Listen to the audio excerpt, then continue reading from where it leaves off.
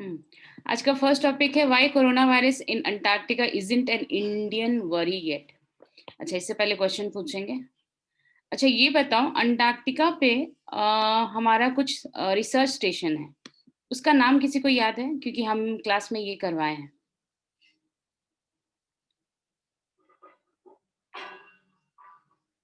जो अंटार्कटिका पे हमारा रिसर्च स्टेशन है, उसका नाम किसी को याद है?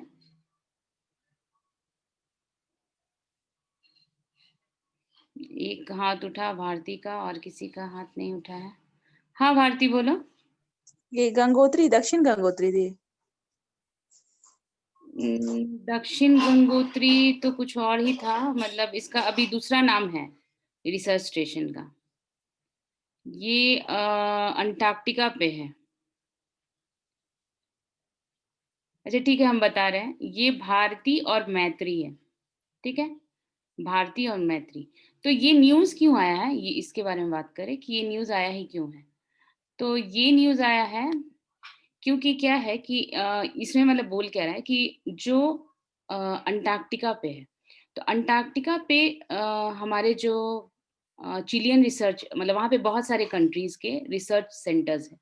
ठीक है। अब बोलते हैं कि अंटार्कटिका बहुत ज़्यादा, मतलब बहुत सारे लोग वहाँ पे, मतलब बहुत सारा कंट्री वहाँ पे अपना रिसर्च सेंटर्स खोलते हैं, क्योंकि बहुत सारे रीजंस हैं।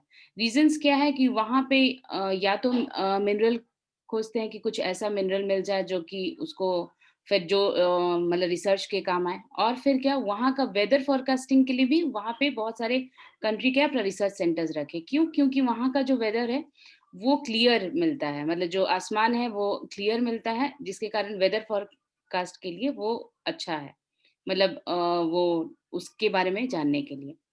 तो वहाँ पे रिसर्च सेंटर्स हैं। तो अभी न्यूज़ इसलिए आया है कि वहाँ पे एक चिलियन रिसर्च स्टेशन है अंटार्कटिका पे, वहाँ पे 36 पीपल जो है वो कोरोना वायरस इन्फेक्टेड पाए गए। ठीक है।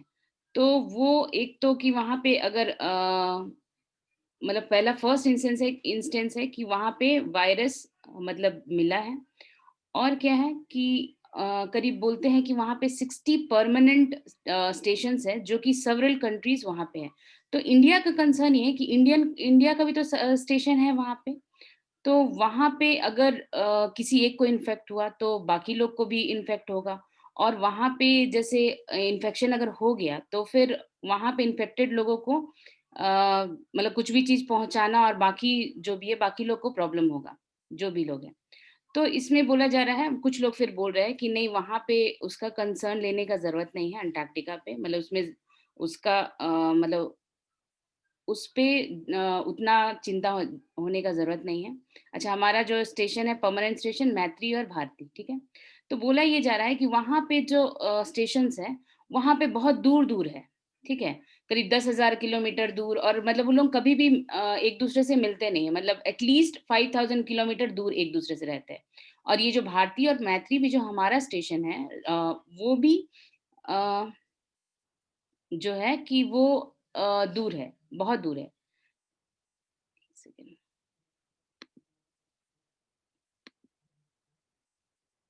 हाँ, तो वो भी बहुत दूर है, और उससे क्या होगा कि वो वहाँ तक आने का कोई मतलब ही नहीं कि वहाँ पे वो आए, उन लोग एक-दूसरे से मिले, तो इसीलिए वो ज़रूरत नहीं है। और क्या है, ये भी बात बोला है कि वहाँ का जो इंडियन स्टेशन है, वो भी करीब 3,000 किलोमीटर एक-दूसरे से दूर है।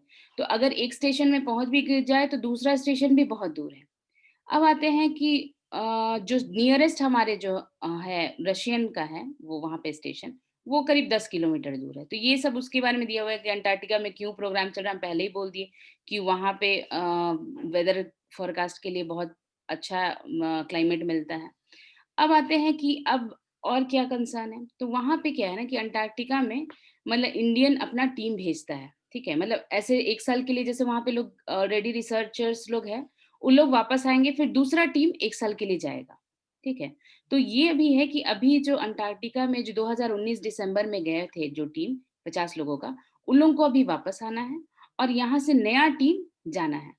तो फिर बोला जा रहा है कि इंडिया प्रिकॉशनरी मेजर लेगा। मतलब क्या है कि पहले जब उन लोग अंटार्कटिका में भेजते थे ना, तो यहाँ से उन लोग जाते थे केप टाउन, केप टाउन से फिर अंटार्कटिका जाते थे। तो अभी ये बोल रहे हैं कि प्रिकॉशनरी मेजर ये लेंगे कि जो लोग जाएंगे, जो टीम यहाँ से जाने वाली है, वो टीम का पहले तो उन लोगों को क्वारंटाइन एक सेंटर में रखा जाएगा, और मतलब जाने से पहले क्वारंटाइन सेंटर में रखा जाएगा। उन लोगों का 5-5 दिन में वो टेस्ट होता रहेगा कि किसी किसी तरह का इन्फेक्शन तो नहीं है कोरोना वायरस का, कोविड का।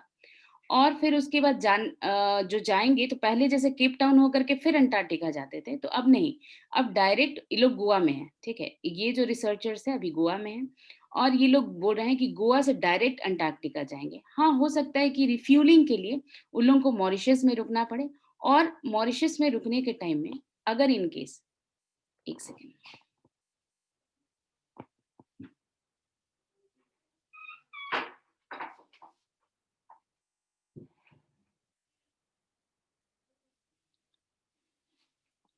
हाँ, अगर मॉरिशस में जाने के टाइम में इन केस अगर कोई इन्फेक्ट हो जाए, मतलब वहाँ पे रिफ्यूलिंग के टाइम में अगर कोई इन्फेक्ट भी हो जाए, तो उसको उस वहीं पे उतार दिया जाएगा, और फिर वापस जो भी उसका मतलब उसका इलाज या जो भी हो, उसको लेकिन अंटार्कटिका नहीं जाने दिया जाएगा। तो उसी को लेके न्यूज़ है कि कैसे-कैसे किया जाएगा, और इवन उन लोग जब मॉरिशस में रुकेंगे तो वहाँ पर भी उन लोगों का प्रॉपर वे में चेक होगा। तो इसीलिए बोला जा रहा है कि इतना कंसर्न होने का ज़रूरत नहीं है।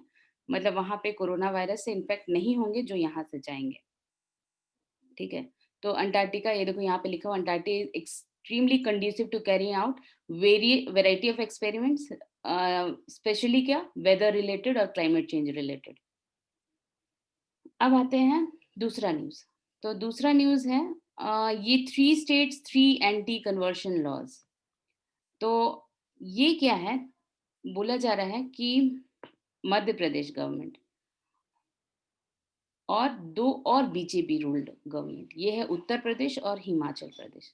ये तीनों जो है एंटी कन्वर्शन लॉ वो बनाई है। तो इसमें बहुत सारा पॉइंट्स है और बहुत अजीबो-गरीब है, लेकिन है, मतलब ऐसा है, बस पढ़ना है क्या-क्या हो रहा है। तो ये क्या है, इसमें क्या किए हैं कि इसमें मतलब अजीब-सा है कि कन्वर्शन जो रूल है, अच्छा ये है क्या, पहले थोड़ा-सा बता दें कि 2 लोगों का शादी हो रहा है, ठीक है? तो 2 लोगों का शादी हो रहा है, तो इसमें जैसे अगर मतलब डिफरेंट रिलीजन में, तो इसमें पहले एक जो रिलीजन कन्वर्ट किया है, ठीक है? और एक जो रिलीजन कन्वर्ट करवाया है, सपोज़ मेल और फीमेल है, ठीक है? मेल और फीमेल, मेल है कोई रिलीजन का, और वो फीमेल को अपने रिलीजन में कन्वर्ट कराया है। तो इसमें अक्यूज़्ड कौन होगा? तो अक्यूज़्ड वो मेल होगा, जो कन्वर्ट करवाया है, वो नहीं जो कन्वर्ट किया है, जो कन्वर्ट करवाया है। इसमें 3 बीजेपी रूल्ड स्टेट्स हैं जो कि ये चेंजेस करवाए हैं, तो वो सबका लेकिन थोड़ा-थोड़ा डिफरेंसेस है। मेन फीचर यही है तीनों का, कि तीनों का लॉ जो है वो वैसा मैरेजेस को जिसमें कन्वर्शन हुआ है, और इसमें अगर मतलब ये भी प्रूफ हो जाएगा कि अगर ये कन्वर्शन मतलब कुछ रूल्स हैं, वो रूल अगर नहीं माना गया है, कॉमन फीचर्स जो भी है, एक रूल्स सेट किए हैं, उस रूल्स के अकॉर्डिंगली अगर कन्वर्शन नहीं हुआ है, और उन लोगों को लगता है कि नहीं ये ज़बरदस्ती का कन्वर्शन हुआ है, तो उसको नल एंड वॉइड कर देंगे। ये तीनों मैरिज मतलब जो रूल्स है इसमें, तीनों जो लॉज़ हैं, ये बात कॉमन है, और उसमें पेनलाइज़ भी करेंगे, और मतलब स्टेट का प्रायर अप्रूवल से अगर हुआ है तो। बहुत सारा है कंडीशंस, धीरे-धीरे पढ़ते हैं। तो क्या-क्या है? Prior notice. तो एमपी का लॉ क्या बोलता है? एमपी का लॉ बोलता है कि 60 डेज़ प्रायर नोटिस मिलना चाहिए। इसको ऐसे करके अंडरलाइन करके बताएँ।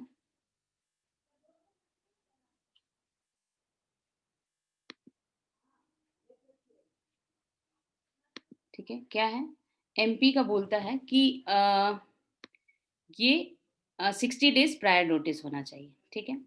फिर उसके बाद मतलब ये डिक्लेयर करना है कि मेरा इंटेंशन है हम कन्वर्ट होने का, और हम शादी कर रहे हैं, इस टाइप से। फिर उसी तरह से उत्तर प्रदेश का क्या है? Unlawful conversion religious ordinance 2020 promulgated. तो ऑब्वियस सी बात है ये लॉ बन जाएगा, लेकिन अभी ऑर्डिनेंस है। तो इसमें भी क्या है, 60 डेज़ का नोटिस पहले से देना है, और requires the magistrate to police in conduct a police inquiry, ये भी है, ठीक है?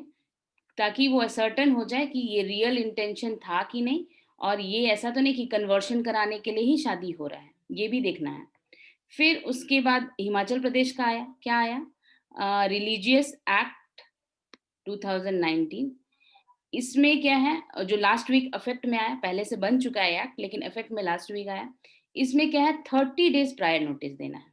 तो हम क्या बोले, 3 का है, लेकिन तीनों क्या है, मैरिज से रिलेटेड है। और अगर इस तरह का नोटिस नहीं दिया और कोई शादी कर लिया तो उसका शादी नल एंड वॉइड हो जाएगा। उसके बाद क्या होगा वो हम लोग पढ़ेंगे, लेकिन पहले तो प्रायर नोटिस आ गया। फिर अब इन्वेस्टिगेट कौन करेगा? तो एमपी के लॉ में इन्वेस्टिगेट पुलिस ऑफिसर नहीं करेगा, ठीक है। Can not be investigation by a police officer except, मतलब पुलिस ऑफिसर अपने से नहीं जाके करेगा। कब करेगा? जब रिटन कंप्लेंट आएगा किसके अगेंस्ट में, तो पर्सन कन्वर्टेड और अ पर्सन्स पेरेंट्स सिबलिंग्स, जो भी अगर बोल दिए कि उनके भाई बहन बोल दिए कि ऐसा हुआ है तो, ठीक है। फिर गार्जियंस भी अगर बोले, कंप्लेन करे, मतलब गार्जियंस क्या, वो परमिशन ऑफ कोर्ट से। एमपी का लॉ ये बोलता है। उसी तरह से हिमाचल का लॉ भी इसी तरह से है, सेम है। Himachal law says that prosecution can not be initiated without the prior sanction of the officer. इसमें बोला है officer below the rank of sub divisional. ये सब कुछ कुछ लॉज है, ये तुम लोग का ही पढ़ने का है, हम खाली ये बता रहे हैं कि कुछ कुछ इस तरह से इन्वेस्टिगेशन। अब बर्डन ऑफ प्रूफ किस पे है, ये इंपॉर्टेंट बात है। बर्डन ऑफ प्रूफ एमपी के लॉ में क्या बोला है कि जो पर्सन कन्वर्ट हो रहा है उस पे नहीं है, ठीक है, वो जो पर्सन कन्वर्ट करवाया है उस पे है, ठीक है।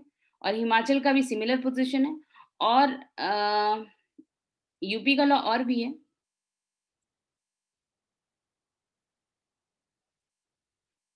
ये क्या है कि यूपी का लॉ, नहीं सॉरी, इसे हम थोड़ा करेक्ट कर रहे हैं। एमपी का लॉ ये बोलता है कि person converted, the burden of proving that the conversion was done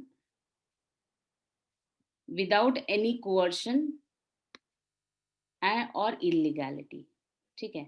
नहीं, जो पर्सन कन्वर्ट हुआ है उसके ऊपर बर्डन है कि वो ये प्रूफ करे, ठीक है, कि मेरे पर कोई भी इलीगल, मतलब मेरे ऊपर कोई भी दबाव नहीं डाला गया था और हम अपनी मर्जी से कन्वर्ट किए थे, मतलब लेकिन उसको प्रूफ करना पड़ेगा, ठीक है। और क्या है, कोई इलीगल वे से उसको वो नहीं हो रहा है। क्या इलीगल है वो तो उन्हीं लोग जाने। आगे आते हैं, ये है हिमाचल प्रदेश, सॉरी उत्तर प्रदेश, और एमपी और हिमाचल प्रदेश का सेम लॉ है। ये फिर से हम बोल रहे हैं कि हिमाचल प्रदेश और एमपी का है कि एक्यूज्ड कौन है, जो कन्वर्ट हुआ है, बर्डन ऑफ प्रूफ उस पे है कि उसको ये प्रूफ करना है कि ये मेरे ऊपर जबरदस्ती नहीं हुआ और इलीगल कुछ भी करके हम कन्वर्ट नहीं हुआ है, ठीक है। अब आते हैं यूपी। यूपी का ही अलग है। यूपी का लॉ क्या बोलता है, burden of proof on people who caused और फैसिलिटेटेड द कन्वर्शन, जिसकी, मतलब जो कन्वर्शन करवाया है उसके ऊपर ये बर्डन ऑफ प्रूफ जाता है कि वो प्रूफ करे कि हम कोई भी इस पे जबरदस्ती नहीं किए हैं और ये कन्वर्शन मतलब किसी भी इलीगल या मतलब किसी चीज के दबाव में नहीं हुआ है, मतलब नहीं करवाए हैं। और अगर इवन जैसे बोला जा रहा है, even the police inquiry magistrate is not satisfied, criminal action उस पर लिया जाएगा, ठीक है। अगर मजिस्ट्रेट सेटिस्फाइड नहीं है तो क्रिमिनल एक्शन लिया जाएगा। और उसमें क्या है कि इसमें क्रिमिनल ऑफेंस है। सबसे बड़ी बात है कि ये क्रिमिनल ऑफेंस है। वैसे शादी और डिवोर्स का मामला हम लोग सिविल ये करते हैं, लेकिन इसमें क्रिमिनल क्रिमिनल ऑफेंस होगा ये। अब आते हैं मेंटेनेंस। अब पहले ही बोल दिए कि अगर इस तरह का प्रूफ हो गया कि नहीं जबरदस्ती करवाया गया था या फिर कोई दबाव में हुआ था, अगर प्रूफ हो गया, ठीक है, तो फिर क्या है, नल एंड वॉइड हो गया। अब नल एंड वॉइड होने पे क्या होगा, इसमें थोड़ा सा बोलते हैं कि विमेन को प्रोटेक्शन मिला है। तो विमेन को प्रोटेक्शन दिया है तो कैसे कि उन लोगों को बोला जाएगा कि जैसे जो भी हस्बैंड और वाइफ हुआ तो उसमें ये बोला जाएगा कि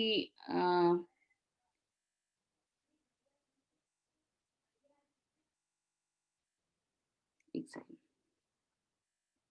हाँ, तो इसमें क्या बोला जाएगा कि जो वुमेन है उसको मेंटेनेंस मिलने का राइट है, विमेन और उस मतलब बच्चे का। जो मेंटेनेंस मिलेगा विमेन को मिलेगा, ठीक है, मतलब हस्बैंड को नहीं, विमेन को मिलेगा। उसी तरह का है यूपी में, और हिमाचल प्रदेश में वैसा कोई मतलब यूपी और हिमाचल प्रदेश में ऐसा कोई प्रोविज़न नहीं दिया, एमपी का ये है प्रोविज़न। अब आते हैं क्वांटम पनिशमेंट। तो क्वांटम पनिशमेंट मतलब क्या-क्या पनिशमेंट हो सकता है? तो इसमें ये दिया हुआ है कि एमपी का लॉ में कि उस आदमी को उसको कितना हो सकता है, तो उसको जेल हो सकता है टर्म बिटवीन 1 टू 5 इयर्स, और अ, अगर वो अनलॉफुली वो कन्वर्ट करवाया है तो। फिर उसके बाद अगर if a person converted is woman और माइनर है, is a woman, a minor और belonging to scheduled caste, scheduled tribe, ये भी बात है कि शेड्यूल कास्ट, शेड्यूल्ड ट्राइब का है, तो क्या है उसका जो सज़ा हो जाएगा 2 से 10 साल हो जाएगा।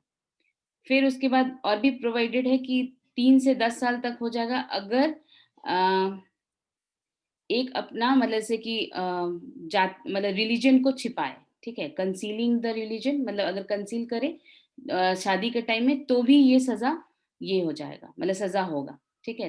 3 से 10 साल तक। फिर इसी तरह से ये पूरा नॉर्म्स है, ये पढ़ना, ये बाकी ये है, मतलब बोलने का मतलब ये है कि इस तरह का एक्ट बनाया हुआ है, मतलब ये फ्रीडम ऑफ रिलीजन जो है, तो अलग-अलग जो स्टेट्स हैं, अपना लॉ बना करके इस मतलब मैरिज जो भी करने का, तो ये इस तरह-तरह से लॉ बना-बना करके और एंटी कन्वर्शन लॉ के आड़े मतलब ये रख करके और अपना जो भी है रिलीजन को कुचल मतलब जैसे उनका फ्रीडम को कुचल रही है, यही बोल सकते हैं, उससे ज़्यादा तो क्या।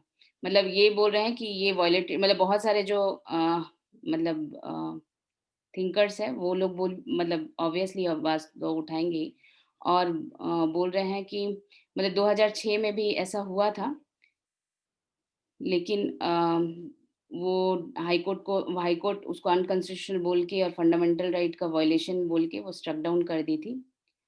तो अभी देखते हैं कि आगे ये क्या-क्या हो रहा है, मतलब हाई कोर्ट क्या बोल रही है, अगर जाएगा केस तो, ठीक है? तो ये पढ़ लेना तुम लोग। आगे, आगे का न्यूज़ है ये है इंडियाज़, ये तो डेटा है। एक आर्या है जो 21 ईयर ओल्ड की है, जो तिरुवनंतपुरम में म्युनिसिपल कॉर्पोरेशन की मेयर बनी है और यंगेस्ट मेयर है। ये मैथमेटिक्स बैकग्राउंड की है, तो बस ये डेटा के लिए दिया गया है। अब आते हैं, ये अच्छा न्यूज़ है। मैम, हाँ, हाँ, बोलो। ऊपर पे जो 3 कन्वर्जन लॉ 3 स्टेट्स वाला न्यूज़ में, हुँ, हुँ। उसमें लिखा था कि जो बंदा कन्वर्ट हुआ है, वो अपना रिटन परमिशन देगा, मतलब नहीं, रिटन में कंप्लेंट देगा, तब जाके केस लिया जाएगा। तो बाद में तो उसी के ऊपर बर्डन ऑफ प्रूफ आ रहा है ना? नहीं, नहीं, जैसे क्या होगा ना कि अब देखो जैसे कि एक लड़का है और लड़की है, शादी कर ली, उसमें देखो और भी बात लिखा हुआ है, शादी कर ली है, ठीक है? अब क्या हुआ, जो कन्वर्ट हुई है, उसको पता ही नहीं था कि इसका जाति क्या था, तो क्या वो लोग कंसील किया अपना रिलिजन, ठीक है? और फिर बाद में बोला कि हम तो इस जाति का है, तुमको यही धर्म मानना पड़ेगा। तो वो तो देखा जाए शादी हो गया, फिर उसके बाद अब वो जाकर के केस करेगी कि हाँ, मैं ऐसा-ऐसा हुआ। तो यही सिचुएशन आएगा। तो यहाँ पे तो वो कंसील कर दिया ना, तो इस पे क्या केस बनेगा? ये तो 3 साल और 10 साल वाला केस बन जाएगा। 3 साल से 10 साल तक का उसका सज़ा हो जाएगा। और इसमें बर्डन ऑफ जैसे कि बाकी इसमें तो ये तो केस कर रही है ना कि हाँ मेरे ऊपर ऐसा हुआ, तो इस पे उस तहत मतलब उसके उस न नॉर्म्स के तहत केस होगा। समझ में आया अनिमेष? तो ये बोल देगी कि मतलब मेरे को मेरे को पता पता नहीं नहीं था था। कि जाके शादी हो गया और मेरे को इस तरह से मतलब जैसे मेरा धर्म परिवर्तन हो गया, मतलब अब हमको उसका ही धर्म मानना है शादी के बाद, इस तरह से। तो तो ये उसपे बर्डन नहीं मतलब इलॉजिकल ये नहीं है? हाँ, तो इलॉजिकल मतलब इलॉजिकल वही है कि उसको नहीं पता था, वो धर्म छिपाया। मतलब बहुत लोग होता है कि जाति धर्म हो सकता है कि लव मैरिज कर रहा हो और जाति अपना धर्म बताए ही नहीं। शादी के बाद बताया वो मतलब उसका भेद खुले कि अरे ये तो इस धर्म का था। और फिर उसके बाद वो घर गई तो उसके पास तो वो सोचेगा कि अरे अब क्या चाह रहा है, अब तो मेरे को तुमको मानना ही पड़ेगा। तो ये सब क्या है कि उसका तो मतलब गवर्नमेंट ये सोच रही है कि उसका तो फ़ोर्सफुली कन्वर्शन हो गया। तो वो अब चाहे तो वो जाएगी और फिर उसके बाद इस तरह से ये एक्ट में लिखा हुआ है कि इस तरह वो कंसील किया था, मतलब वो छिपाया था, तो जिसके कारण वो मतलब अब उसके तहत केस होगा, ठीक है। मतलब इलॉजिकल लग रहा है, वो बहुत सारे लोगों को इलॉजिकल लगेगा, ठीक है, लेकिन वो हम देख लिए हैं कि यूपी में अलग ही है। यूपी में जो कन्वर्ट कराया तो वैसे भी वो जो कन्वर्ट कराया हर तरह से बर्डन ऑफ प्रूफ तो उसी के ऊपर जाता है। और ये देख लो ना कि प्रायर नोटिस अगर नहीं दिया है, 60 दिन का अगर प्रायर नोटिस नहीं है और कोई जा करके जैसे उसके पेरेंट्स या गार्जियन वो सैंक्शन मतलब जैसे पहले प्रायर अप्रूवल लेकर के और केस अगर कर दिया है कि हाँ देखिए लोग मतलब शादी कर लिया है और ये जबरदस्ती अपन मतलब जाल में फंसा करके शादी किया है, अब हम लोग का बात ही नहीं मान रही है। तो ये क्या हो जाएगा कि अब फिर उसके बाद याद करो एमपी और हिमाचल प्रदेश में क्या केस है कि जो लड़की कन्वर्ट, अगर लड़की का ही हम देख रहे हैं, अच्छा लड़का का ही मान लेते हैं, लड़की है और लड़का कन्वर्ट हो गया है, थोड़ा सा ऑपोजिट साइड से चलते हैं, लड़की है और लड़का कन्वर्ट होना पड़ा है, तो अब लड़का को प्रूफ करना पड़ेगा कि वो इलीगल कुछ नहीं किया है और उस मतलब वो सारा कुछ। और लेकिन क्या है कि वो पुलिस इन्वेस्टिगेशन कब करेगी, जब अगर उसका पेरेंट्स कोई आकर के बोलेगा, लड़का का पेरेंट्स या फिर जो भी कन्वर्ट हुआ है उसका पेरेंट्स या उसका भाई बहन, ठीक है। अच्छे से पढ़ना और अगर डाउट होगा तो या तो मेरे से या तो सर से क्लियर कर लेना, ठीक है। अनिमेश क्लियर है? हाँ मैम। ओके। अब आते हैं ये एमएसपी आर्ग्यूमेंट। अच्छा ये इससे पहले हम पूछेंगे सबको, ये बहुत फार्म बिल सर भी पढ़ा है। अच्छा बताओ ये तीनों फार्म बिल का नाम बताओ हमको।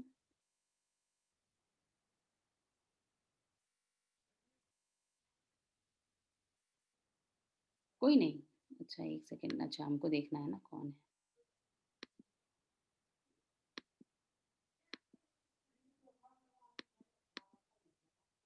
अच्छा किसी का हाथ नहीं उठा है क्यों? तीन सर तो इतना बार क्लास में करवाए हैं, तीन फार्म बिल। अतूफा का हाथ उठा, बाकी लोग?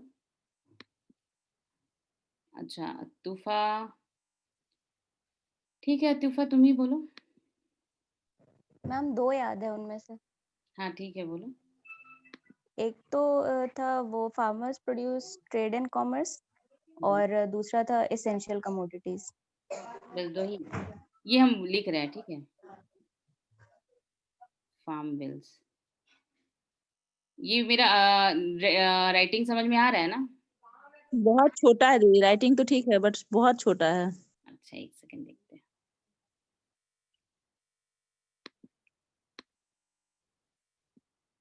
फिर से देखते हैं करके, अगर आ जाए तो। बहुत दिन बाद लिख रहे हैं ना शायद इसीलिए।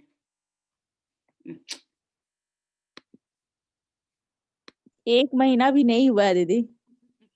ये ना जो टाइम बीत रहा है ना वो लग रहा है कि एक महीना ज्यादा हो गया है।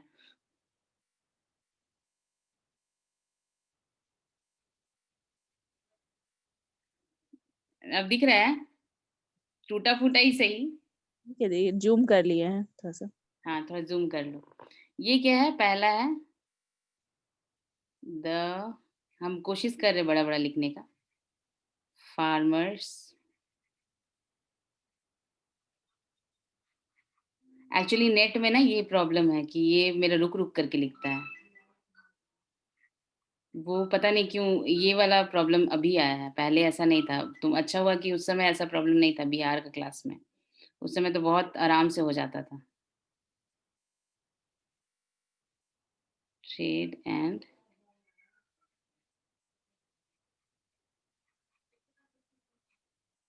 अच्छा एक सेकंड रुको तो, हम ये बाकी विंडो को क्लोज करके देखते हैं।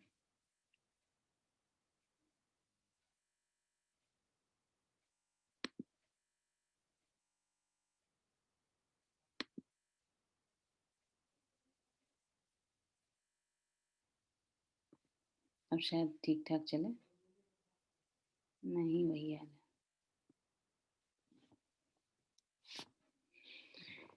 हम्म, लेकिन हम ये वाला समझाने के लिए ये जरूरी है मेरे लिए, इसीलिए इसको कर रहे हैं। ट्रेड एंड कॉमर्स,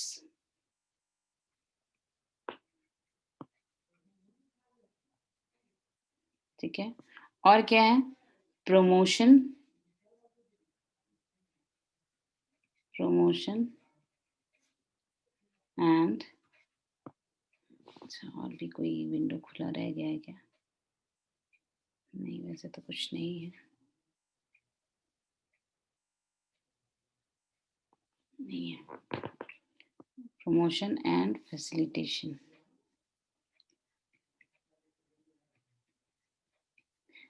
अच्छा, इसमें क्या है ये? अच्छा, ये कीवर्ड्स हम कुछ याद करवाना चाह रहे हैं। इसमें ये बताओ कि इसका की पॉइंट क्या है? ये जो एक्ट है इसका की पॉइंट क्या है? हम तीनों डिस्कस करना चाह रहे थे। इसका की पॉइंट बताओ। The farmers produce trade and commerce, ये तीन भाग में इसको बांट सकते हैं।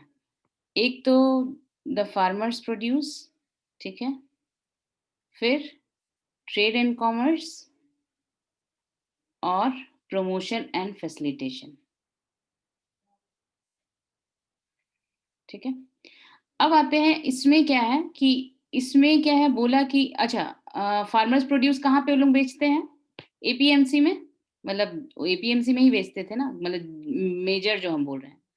और बाकी जो कुछ-कुछ स्टेट्स एपीएमसी हटा दिए हैं, उसमें बेचते थे। APMC agricultural produce market committee, ठीक है? यहाँ बेचते थे और अभी क्या किए हैं कि एपीएमसी को नहीं हटाया है, प्लस और भी बहुत सारा मंडी, फिर जैसे कि फार्म बाज़ार, ये सब अलग-अलग जगह खोल दिया है। इवन स्टेट्स का बाहर भी जाकर के बेच सकते हैं, वो सब खोल दिया है। तो ये इसमें ये है, ठीक है? अब आते हैं दूसरा। इसमें जो ये है कुछ-कुछ पॉइंट्स हैं वो हम कवर करना चाह रहे थे। और क्या है? दूसरा है फार्मर्स। अच्छा, दूसरा नहीं कोई बताया ना? देखें, किसी का हाथ उठा है? नहीं, कोई नहीं। ठीक है, हम ही बता रहे हैं।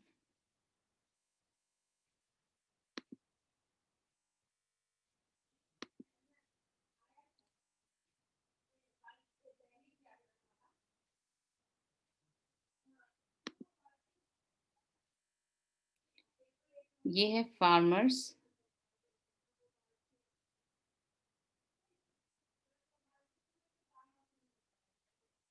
Empowerment and protection.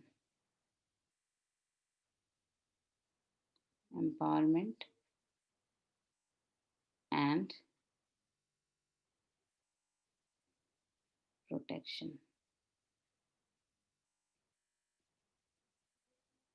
फिर उसके बाद एग्रीमेंट ऑन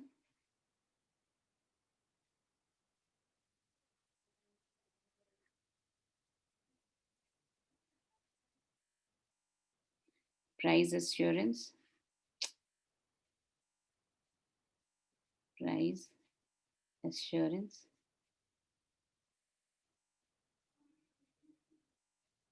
बहुत खराब हैंडराइटिंग है, लेकिन तुम लोग काम चला लो आज। And farm price services act, ठीक है, सर्विसेज एक्ट, ये है 2020। और ये दूसरा जो है, मतलब तीसरा, ये तीसरा है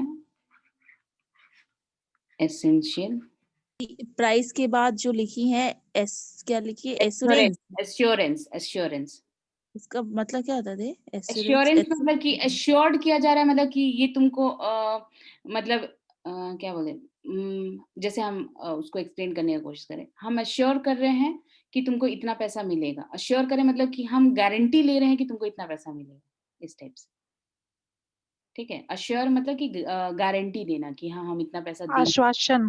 हाँ, आश्वासन, हाँ ये सही वर्ड है, ठीक है। ये एसेंशियल कमोडिटीज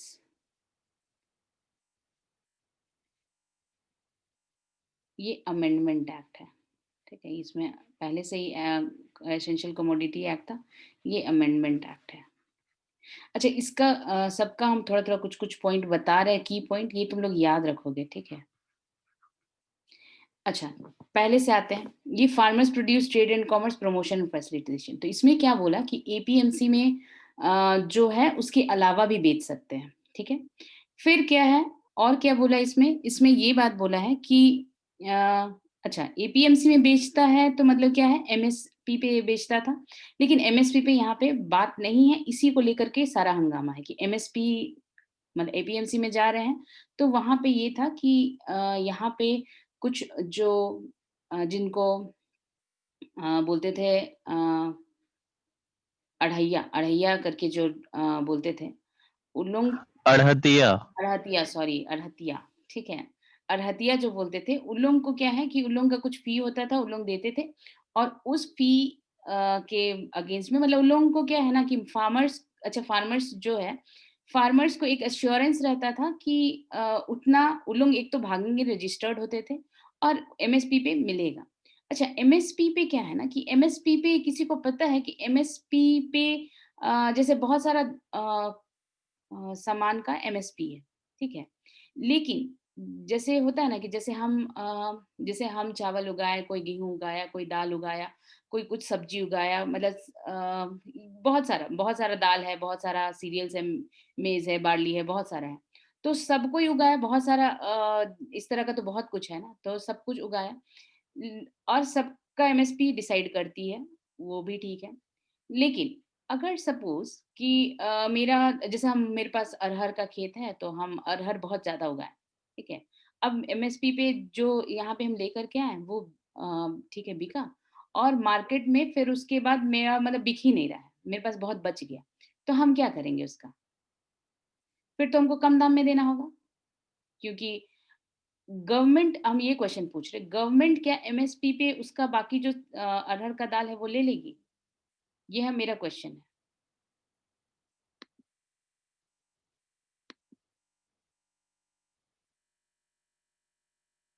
जिसको पता है वो हैंड रेज़ करो। एक बार अ, रिपीट कर दीजिए मैम। हम ये पूछ रहे हैं कि सपोज़ हम अरहर का दाल उगाएँ, बहुत सारा अरहर का दाल हो गया और क्या कि एमएसपी पे जैसे यहाँ पे भी एमएसपी पे देना था, तो एमएसपी पे जितना वो लिया हमको अड़हतिया जितना वो ट्रेडर्स लोग हुए, उन लोगों को दिए, लेकिन फिर भी मेरे पास बहुत बच गया और मार्केट में अब क्या है कि उसका जैसे एमएसपी पे लेने के लिए वो कोई बचा ही नहीं है, कि हाँ, एमएसपी बोल रहा है कि कम दाम में देना है तो दो, नहीं तो जा, उस तरह से। तो हम क्या करेंगे? मतलब मतलब गवर्नमेंट क्या करेगी? गवर्नमेंट क्या वो एमएसपी पे वो पूरा ले लेगी दाल मेरे से? हाँ, निमेश क्या हुआ? भारती हाथ तो नीचे कर दी। अच्छा, भारती का हाथ है। हाँ, ठीक है, पहले भारती ही बोलो। हाँ दी ले लेगी। अच्छा। अनिमेष बोलो, अनिमेष क्या बोल रहे हो? हाँ, ले लेगी। अच्छा, ये ये जो है हम बता रहे हैं, ये नहीं लेगी, ठीक है? क्योंकि अच्छा ये प्रोटेस्ट ही क्यों हो रहा है बहुत ज़्यादा, ये बहुत ज़रूरी है समझना। ये क्या है कि जो गवर्नमेंट जो प्रोक्योर करती है, ठीक है? प्रोक्योर करती है, वो क्या करती है कि सिर्फ़ rice and wheat he procure करती है। हम जो समझा रहे हैं, फिर से समझो। बहुत सारा अगर चावल उग गया, बहुत सारा चावल, एमएसपी पे जितना लेना है लो। मतलब गवर्नमेंट ये आश्वासन देकर के मतलब इतना आश्वासन दी है कि अगर चावल कहीं नहीं बिका एमएस तो आकर के मतलब बहुत चावल रह गया तुम्हारे पास, कोई नहीं ले रहा है अब चावल। तो ये एमएसपी है मतलब मिनिमम सपोर्ट प्राइस, इतना में आके हमको दे देना, हम सारा चावल ले लेंगे। इसी तरह का एश्योरेंस किसमें है? गेहूँ में है। लेकिन बाकी जो भी सामान है, अरहर दाल है, फिर मेज़ है, कॉर्न है, कुछ भी बाकी जो भी आइटम्स हैं, उसका प्रोक्योरमेंट गवर्नमेंट नहीं करती है, ठीक है? ये याद रखोगे। सिर्फ़ किसका प्रोक्योरमेंट करती है? एक तो राइस का और एक व्हीट का, ठीक है? इसको बोलते हैं प्रोक्योरमेंट मतलब कि वो मतलब बोल दिए कि तुम अगर बच गया, अगर कोई नहीं ले रहा तो एमएसपी कम से कम मिनिमम सपोर्ट प्राइस तो हम दे रहे हैं, इतना में आके हमको बेच डालो, मतलब बेच के चले जाओ। ठीक है? मतलब कि अगर बहुत भी बच गया ग्रीन रिवॉल्यूशन के बाद ये सब हुआ था कि बहुत धान बच गया, बहुत सारा गेहूँ बच गया, तो इसीलिए ये प्रोविज़न्स किया हुआ था। ठीक है? कि एमएसपी पे मेरे को आके दे दो। यहाँ पे एक चीज़ हम क्लियर किए कि एमएसपी पे सिर्फ़ मतलब बाकी एमएसपी है, मतलब एमएसपी पे दो मतलब ये सारा चीज़ आकर के दो मतलब बहुत सारे सामान पे एमएसपी है। लेकिन प्रोक्योरमेंट जो बोलती है कि बच जाएगा तो मेरे पास आके दे देना, सरकार ले लेगी, ऐसा नहीं है। ठीक है? वैसे इसमें करप्शन भी बहुत सारा है, ये भी बात बता दें कि जनरली जो फार्मर्स का बोलते हैं 6% ही जो फार्मर्स है, वो अपना सामान जो राइस और व्हीट भी है एमएसपी पे जाके दे पाते हैं। क्यों? क्योंकि वहाँ पे बहुत सारे जो दलाल लोग हैं, उन लोग हैं, जो कि क्या करते हैं ना कि बहुत परेशान करते हैं। जैसे हम सपोज़ ट्रक लाद करके, जैसे मेरा चावल बहुत हो गया, तो हम ट्रक लेकर के आए और फिर उसके बाद जैसे अभी जो राइस का है कुछ 18 समथिंग 1870 या 18, हम ऐसे 18 रफ ले रहे हैं 18, और इसका सपोज लो 1990 है कुछ, हम रफ बोल रहे हैं, इसी तरह का कुछ है। ये राइस का है, ये राइस का एमएसपी है, ठीक है? और ये व्हीट का है। हम जस्ट एज अ एग्जाम्पल ले रहे हैं, एग्जैक्ट फिगर नहीं है। एग्जैक्ट फिगर तुम लोग को न्यूज में वो सर का जो वो सब शीट था ना उसमें मिला होगा। तो ये सपोज ऐसा हम दे दिए। अब क्या है कि हम पूरा लोड किए और चले गए एपीएमसी, पूरा ट्रक लोड करके। वहाँ पे वो बोलेगा क्या कि नहीं आज तो नहीं होगा, आज ऑलरेडी गोडाउन में बहुत ज़्यादा आ गया है, आज का कोटा पूरा हो गया, 2-3 दिन बाद आइए। तो अब हम क्या करेंगे, हम क्या इसको यहाँ पे रख करके फिर उसके बाद जाएँगे? मतलब अब इतना, एक तो ट्रक का भी भाड़ा दो, फिर वापस लेके जाओ, फिर वो भी ट्रक वहाँ पे फिर खाली कराओ, फिर लोड करवाओ। तो ये सब तो फिर से हम करेंगे नहीं, मेरे को तो जितना लाने-जाने में हुआ और मैं एमएसपी के उससे ज़्यादा हमको भाड़ा ही लग जाएगा। तो हम क्या करेंगे, उसी में ना इन लोगों का कोई दलाल लोग होता है जिस जिस जो क्या बोलेगा, बोलेगा ठीक है तुम 1500 ले लो, मतलब 1500 का हिसाब ले लो और फिर तुम ये मेरे को पूरा दे के चले जाओ। तो हाँ, मतलब इस तरह से करप्शन होता है, ठीक है? तो ये हम बताएँ तो वो क्या करेगा, 1500 में ले लेगा और वो उसका वो पूरा वहाँ पे साठ-गाँठ रहता है। वो वहाँ पे हो सकता है कि 1700 में बेच दे, 100 कमाए और बाकी जो डिफरेंस जो बच रहा है, वो जो वहाँ का एपीएमसी का जो भी है, जो प्रोक्योरमेंट जो भी फूड कॉर्पोरेशन ऑफ इंडिया का जो भी लोग हैं, जो बैठे हैं, जो प्रोक्योर करने के लिए, वो लोग का पॉकेट में गया। तो इस तरह से ये होता है। तो अब क्या हुआ, गवर्नमेंट तो थोड़ा-सा अच्छा सोची है कि चलो एपीएमसी का वो प्रोक्योरमेंट यहाँ पे नहीं देगा तो बाहर जाकर के कहीं देगा, ट्रेड एंड कॉमर्स बढ़ेगा और बाकी लोग को भी ऑप्शन मिलेगा कि ठीक है यहाँ पे नहीं ले रहे हैं तो कहीं और हम जाकर के बेच दें। तो ख़ैर उतना आसान नहीं है, वहाँ भी किसी को ढूँढना पड़ेगा मिडलमैन को, ये सब तो बात है। और क्या है, तो ये था, ये बिल में यही है कि एमएसपी, तो हम ये न्यूज़ में आएँगे, लेकिन हम पहले ये सोच रहे हैं कि ये तीनों एक बार बता दें, उसके बाद आएँगे। तो ये एमएसपी वाला बात कर लिए यहाँ पे, और इस बिल में एमएसपी ऐसा कुछ भी नहीं लिखा हो कि एमएसपी पे ही वो लेगा, जो भी दूसरे जगह वो बेचना है, तो वो एमएसपी पे ही खरीदेगा, ऐसा बात नहीं लिखा हुआ है, ठीक है? वो यानी कम दाम पे भी खरीद सकता है। अब आते हैं इसमें और भी बात है एक्सप्लेन करने का, लेकिन क्योंकि ये आर्टिकल के चलते हम ये वाला तीनों बताएँ।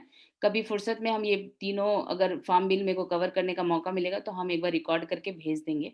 क्योंकि इसमें बहुत सारा पॉइंट्स है जो ये बिल में है, ठीक है? एक्ट में जो एक्चुअल एक्ट में क्या-क्या पॉइंट्स हैं, वो है। अच्छा, आते हैं अब ये farmers empowerment and protection agreement, इसको एक्चुअली बोलते हैं क्या है, प्राइस एश्योरेंस, तो इसको शॉर्टकट में इसको कॉन्ट्रैक्ट फार्मिंग बोल रहे हैं। ठीक है, कॉन्ट्रैक्ट फार्मिंग।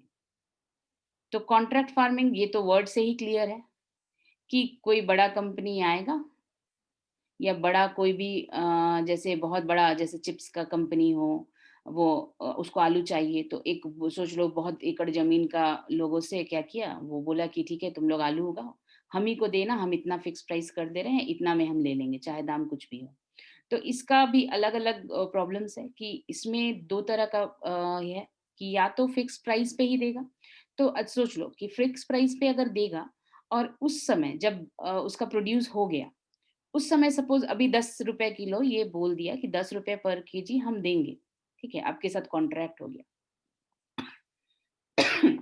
कि ₹10 पर केजी देंगे, लेकिन जब आलू आया मार्केट में, मतलब जैसे जब हुआ तो बहुत अच्छा आलू हुआ और उससे खराब आलू का दाम ₹12 है और मेरे को ₹10 मिलेगा, मेरे को तो ₹20 मिलना चाहिए। मतलब मेरा जैसा स्टैंडर्ड का आलू का तो ₹20 दाम होना चाहिए।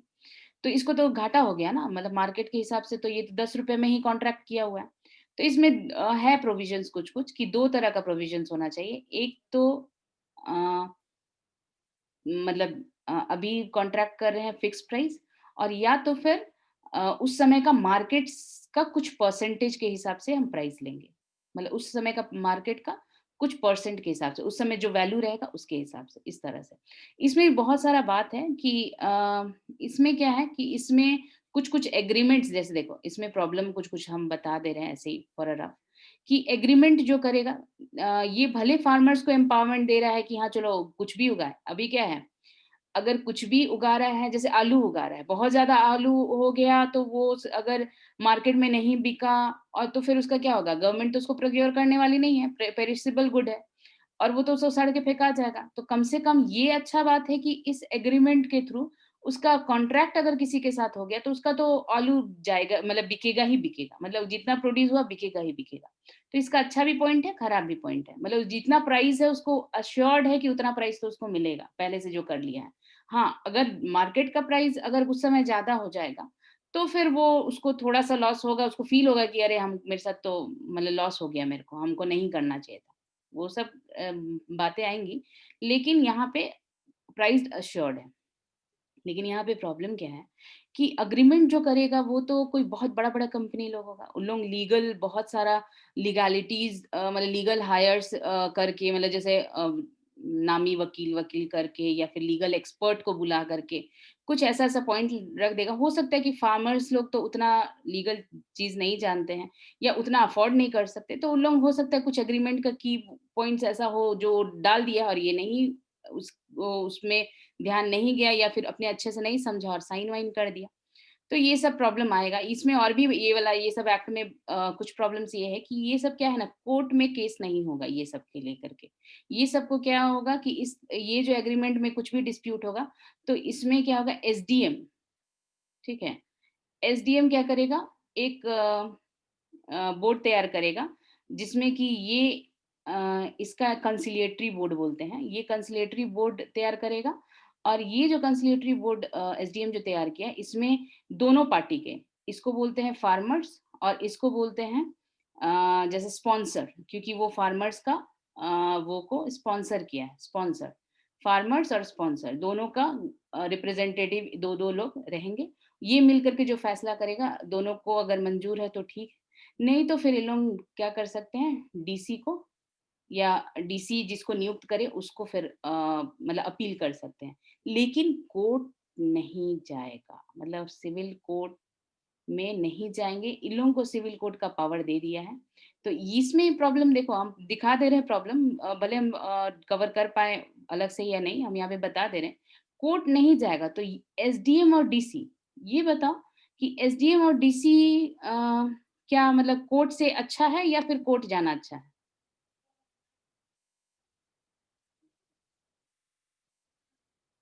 दी, ये हुँ। एसडीएम और डीसी जो है ये तो फिर डिस्ट्रिक्ट लेवल पे ही सारे काम को हुँ, करने के हुँ, लिए हुँ, काफ़ी। हुँ, हुँ, हुँ।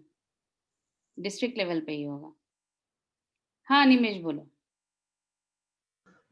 ये लोग तो एग्जीक्यूटिव है, एग्जीक्यूटिव को क्या पावर रहना चाहिए? ये तो नहीं नहीं, रहना ये चाहिए बोल कम रहा से है कम। कि जैसे डिस्ट्रिक्ट मतलब इन लोगों को जो नहीं, जिसका डिस्ट्रिक्ट जो काम है वो अपने काम तो अच्छे तरह वही कर सकता है ना। जैसे जुडिशरी तो अपना काम कर सकती है, ये डिसीजन मेकिंग तो वही कर देखो सकती है, ये इसमें लोग नहीं, प्रॉब्लम ये और लोग तो भी है। एग्जीक्यूटिव्स है अच्छा बस। हाँ, ये तुम्हारा ठीक है पॉइंट। पूजा और कुछ एक्स्ट्रा पॉइंट बोलना है इसमें? हाँ मैम, ये कोर्ट जाने का राइट तो देना चाहिए था, मतलब ऐसे रोकना तो नहीं चाहिए था, ये तो गलत है। हाँ, ठीक है। मतलब इसमें एक्स्ट्रा कुछ इनपुट देना है कि हाँ और क्या कर मतलब कोर्ट देने का राइट तो ये सबको समझ में आ रहा है कि हाँ कोर्ट तो देना ही चाहिए, इसमें ये है। और भी एक चीज़ है, ये ध्यान दो, यहाँ पे क्या है ना कि ये दोनों किसके, ये दोनों तो स्टेट के अंडर काम करते हैं, मतलब स्टेट गवर्नमेंट के अंदर, मतलब गवर्नमेंट के एम्प्लॉइज़ है ये।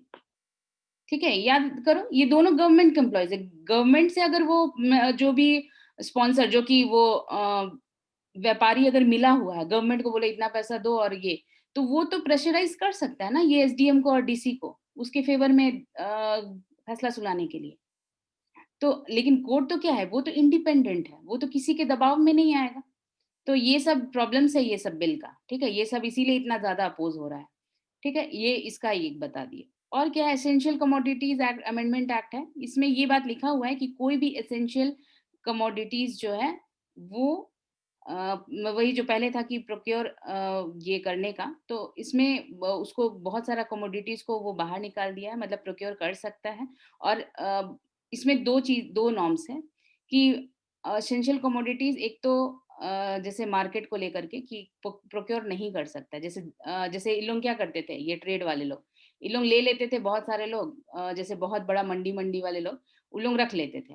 लेकिन अभी क्या है, प्रोक्योर नहीं कर सकते। लेकिन इसमें दो एक्सेप्शन भी है। एक्सेप्शन क्या है कि प्रोक्योर कर सकते हैं अगर वो एक्सपोर्ट करने के लिए ऑलरेडी डील कर चुके हैं किसी से, तो और फिर उसके बाद और एक केस है कि जिसमें कि उसमें है कि ऑलरेडी डील कर चुके हैं और उनका जैसे कि कुछ एसेंशियल है जो कि वो जरूरी है, तो उस समय वो कर सकते हैं। ठीक है, दो एक्सेप्शन है, वो हम डिटेल में बात करेंगे तो इसमें हम बता देंगे क्या क्या है वो एग्जैक्टली। तो ये सारा बात हम 3 बिल का बोले, इसमें बहुत प्रॉस एंड बहुत सारा कॉन्स है, मतलब जिसमें बहुत कुछ है, बहुत डिटेल्ड है ये तीनों एक्ट। हम फुर्सत में कर देंगे। अभी जो हम फिर से मुद्दा में आ जाए कि एमएसपी का बात किया था कि एमएसपी में जो गवर्नमेंट प्रोक्योर करती है सिर्फ 2 करती है, राइस एंड व्हीट। अब आ जाते हैं हम लोग का जो ये है, हम लोग का आज का जो ये था उसमें।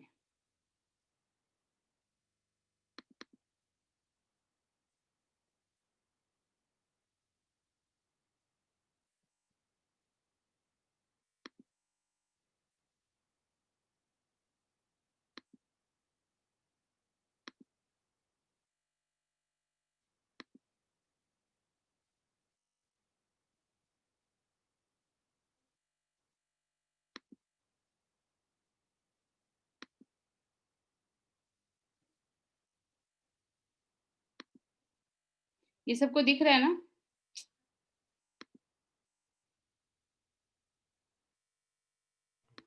और थोड़ा बड़ा कर दीजिए। अभी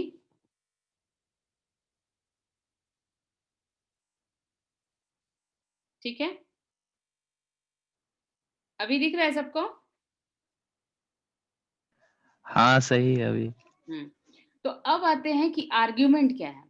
तो अब बोलते हैं कि जैसे सेंटर क्लेम कर रही है कि MSP for all crops, centre को बोला गया कि एमएसपी सारे क्रॉप्स पे रखने के लिए।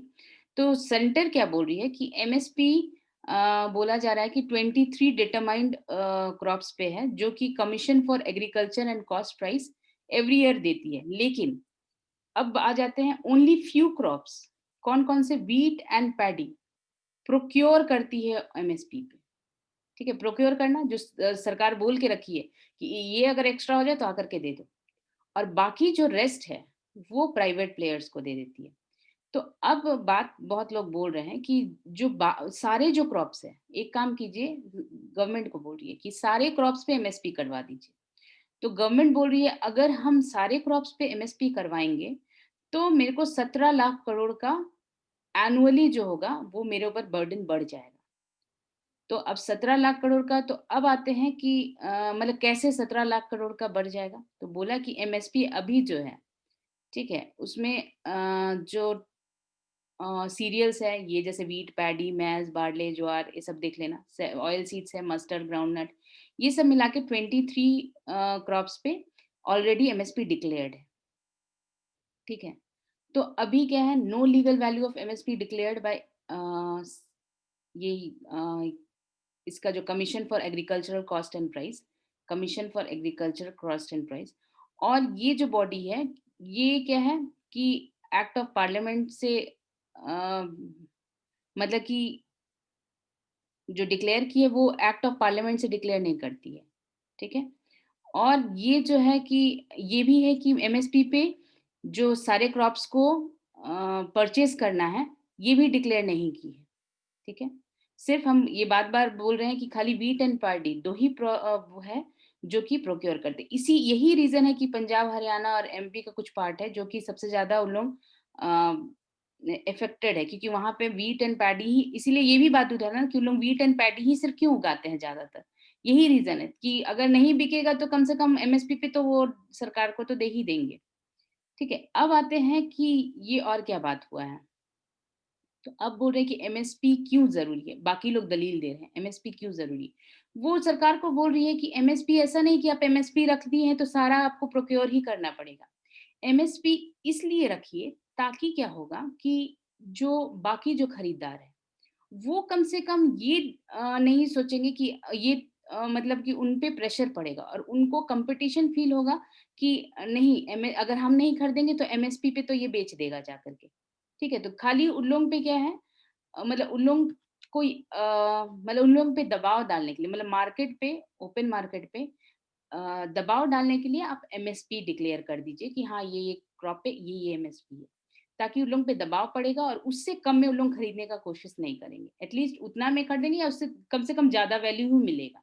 और इससे क्या होगा, और भी होगा।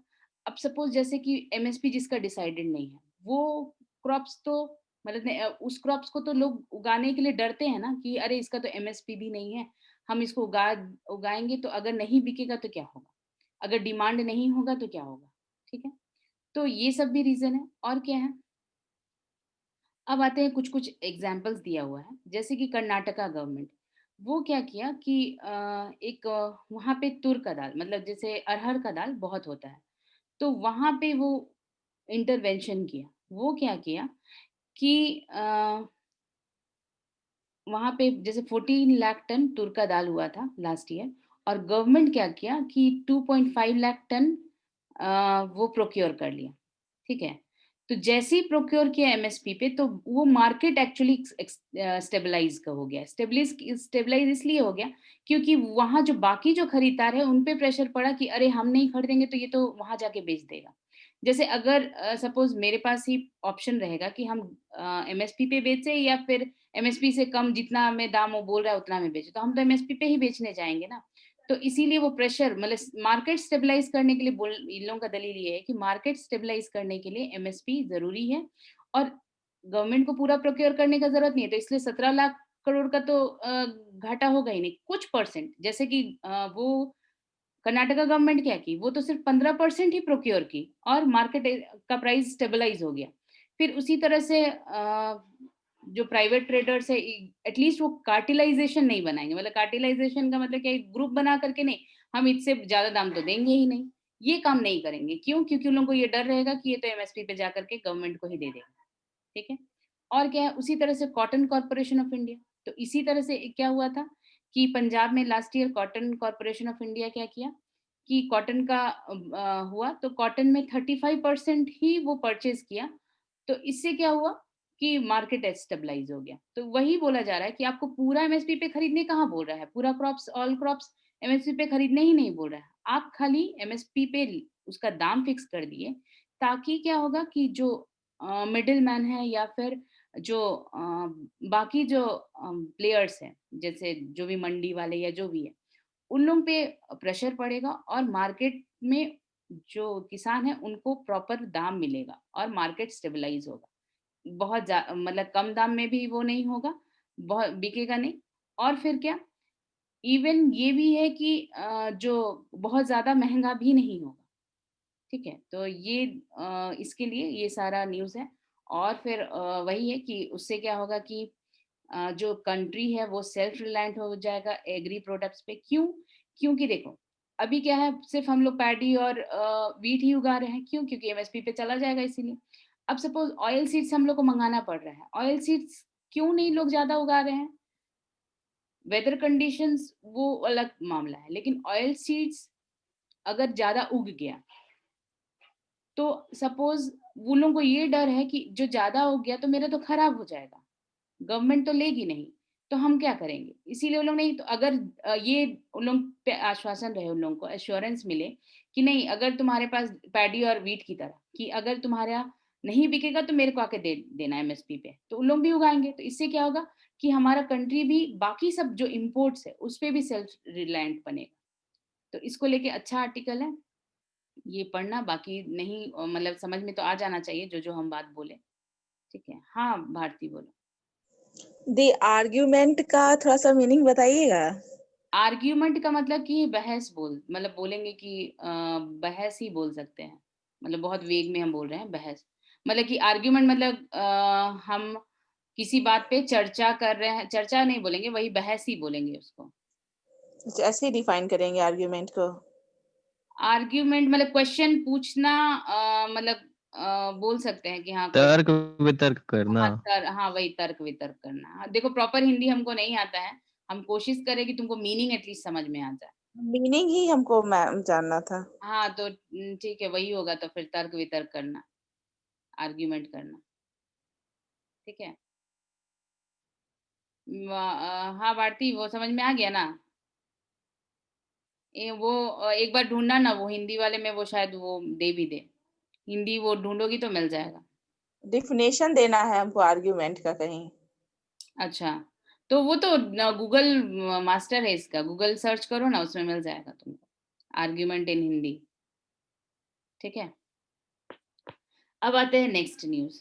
अच्छा, ये फार्म बिल का अच्छे से वो तुम लोग देख लेना, वो याद रखना तीनों फार्म बिल, उसका डिटेल हम इस एक दो दिन में या फिर जब भी हो, हम तीनों एक बार कवर जरूर कर देंगे तुम लोग के लिए। उसका प्रॉज एंड कॉन्स जब भी कवर करें उसका एक नोट्स बना लेना, बहुत इंपॉर्टेंट है।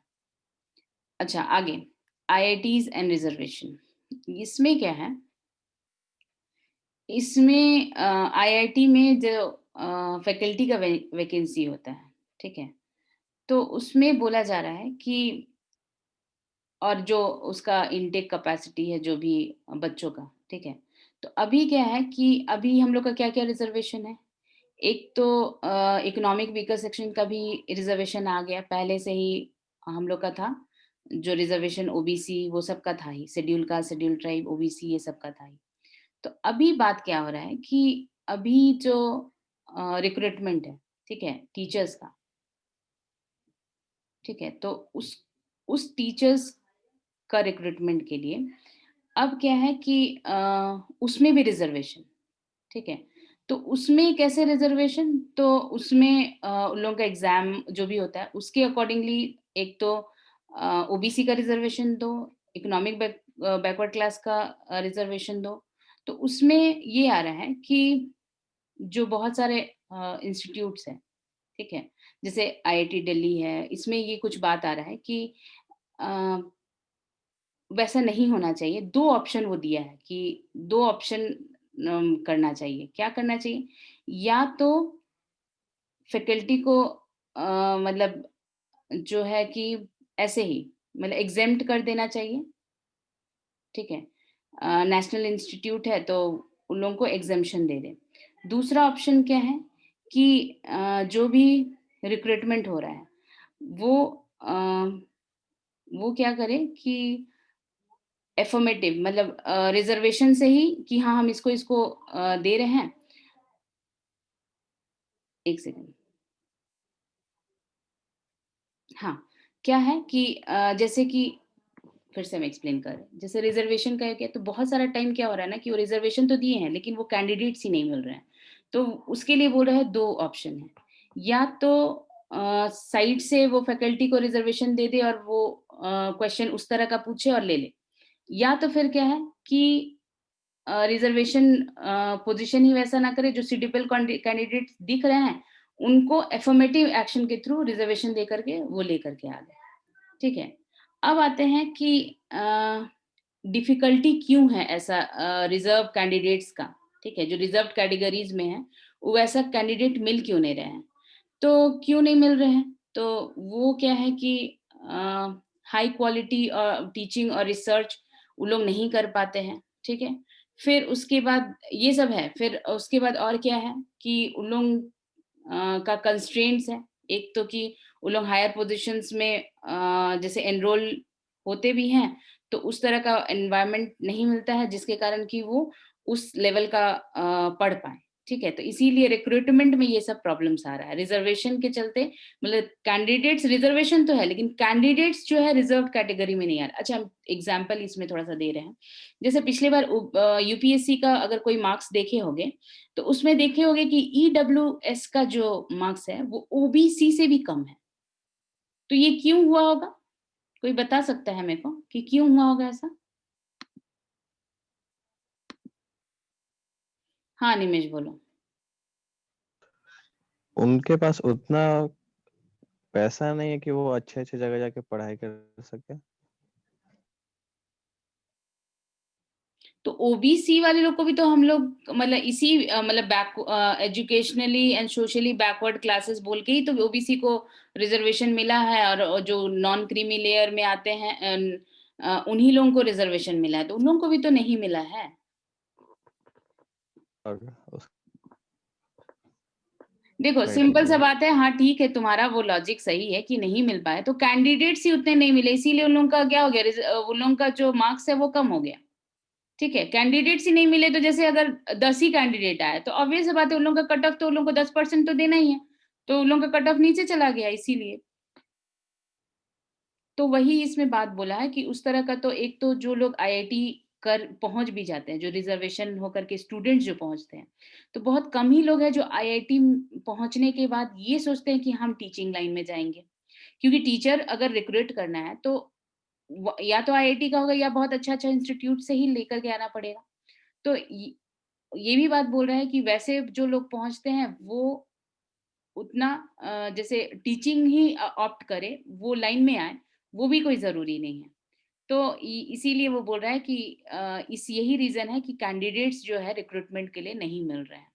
फिर वो सब बात किया है कि कितना जो फैकल्टी और स्टूडेंट का रेशियो है तो वो कितना है, तो मतलब 6:1 होना चाहिए, लेकिन अभी जो है फैकल्टी मतलब जैसे अभी बाद में फैकल्टी का रेशियो 12:1 हो जाता है, तो इस तरह से ये सब बात लिखा हुआ है।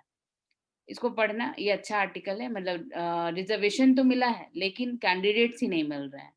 अब इसका जो उपाय है वो सब इसमें दिया हुआ है, ये एक बार पढ़ लेना। फिर और भी बात है कि गवर्नमेंट का पोजीशन क्या है, तो उसका क्या है कि ये क्रिटिकल गैप को तो मतलब एड्रेस करना ही है, लेकिन वही है कि रिजर्वेशन देना भी है। ठीक है, वो तो मतलब रिजर्वेशन मिलना भी चाहिए, क्योंकि वो तो फिर नाइंसाफी हो जाएगा ना, कुछ कैंडिडेट्स जो भी है उनके साथ नाइंसाफी हो जाएगा। तो फिर इसीलिए ये कुछ कुछ है, अभी देखते हैं कि मतलब आगे क्या।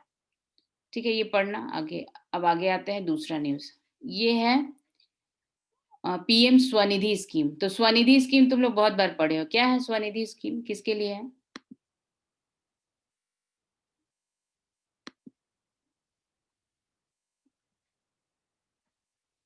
मीरा, हाँ मीरा बोलो। मैम वो जो भूमि से संबंधित ड्रोन से ये नजर रखा जाएगा, वही वाला है। नहीं, ये कहाँ से याद आया मीरा को, ये स्वनिधि में? अब पता नहीं मैम, कुछ पढ़े थे ना इसीलिए। अच्छा तो ठीक स्ट्रीट है, वेंडर वाला है क्या? हाँ स्ट्रीट वेंडर्स का है, इसमें दिख भी रहा था, हम इसीलिए इसको फिर हटाएं। अच्छा ठीक, नहीं, वो दूसरा जगह से न्यूज ना इधर उधर हो गया होगा मेरा अच्छा दिमाग कोई में, बात कल नहीं। ही कुछ पढ़ रहे थे अच्छा, ये है PM Svanidhi scheme for street vendors. ठीक है, अच्छा इसको क्यों लॉन्च किया गया था ये बताओ, मतलब अच्छा ठीक है यही बता दो। अच्छा हाँ निमेश बोलो।